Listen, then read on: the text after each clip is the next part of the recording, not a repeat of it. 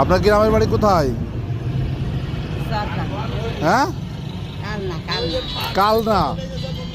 এখন আমি একটা বৃদ্ধাশ্রম করছি, আপনি ওই জায়গায় যাবেন? আপনি যত দিন আদায়িক আছেন সব কিছু বহন করা হবে, আপনি যাবেন, আপনি সে জায়গায় থাকবেন, নামাজ কালাম করবেন। আপনার মেয়ে অসহায় না, বুবা মেয়ে, ওকে বিয়ে দেওয়ার ব্যবস্থা করা হবে। মুখ খোলেন, মুখটা খোলেন একটু। হ্যাঁ, বুঝি না, আপনার মেয়ে বুড়ো হয়ে গেছে। কত বছর বয়স?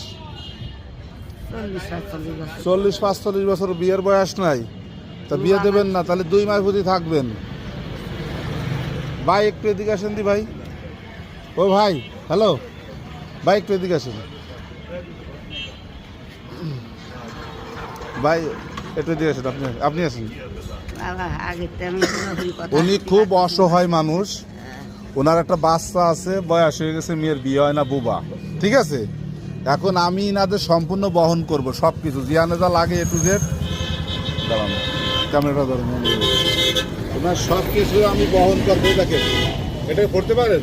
দেখেন তো কি লেখা ভাই, শেখ ফরিদ বৃদ্ধাশ্রম, কালিয়া নড়াইল, রঘুনাথপুর গ্রাম। চেনেন কেউ? ওইখানে আমি একটা বৃদ্ধাশ্রম করছি, আমি কোনো লোক পাচ্ছি না। আপনি এইভাবে বিক্রি করতেছেন, আপনি অসহায়, আপনি যাবেন? আপনার মেয়ে, আপনার থাকা খাওয়ার ব্যবস্থা করা হবে। ঈদের পরে যোগাযোগ করতে গেলে আপনার বাড়ি আমার কোনোদিন এসে আপনার থেকে আমার থেকে ইনকাম বেশি, আপনার ইনকাম বেশি। ঠিক আছে। এই দেখেন, এই বৃদ্ধাশ্রম আমি করছি, ঠিক আছে, থাকা ফ্রি, খাওয়া ফ্রি, চিকিৎসা ফ্রি। আমাদের থেকে ইনকাম বেশি। আছেন স্বভাব, স্বভাব এরকম। স্বভাব ভাই,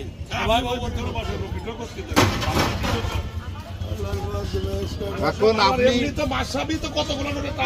আপনার বুঝেন, কোনো কাজ করে খাওয়া লাগবে না, আপনি খালি 5 ওয়াক্ত নামাজ কালাম করবেন। এই যে বৃদ্ধাশ্রম আমার ঠিকানা, এখান থেকে আপনার থানায় নিয়ে যাবো, এটা লিখিত বলিত করে আপনারা নিয়ে যাবো। কি ভাই, সমস্যা আছে? না না না সবাই চেনেন না? না, হ্যাঁ আমরাই তো বেশি দূরে তো আর না।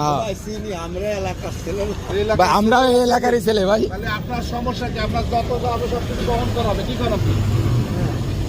হ্যাঁ, ভালো কথাই কইছে। জান আপনি অনেক খায় পুরো মানুষ। বিয়ে দেশের আপনার মেয়ের সাথে আপনি দেখা করতে পারবেন। সে মেয়েরও ভাই তো কাছে বিয়ে দিয়ে দেবে।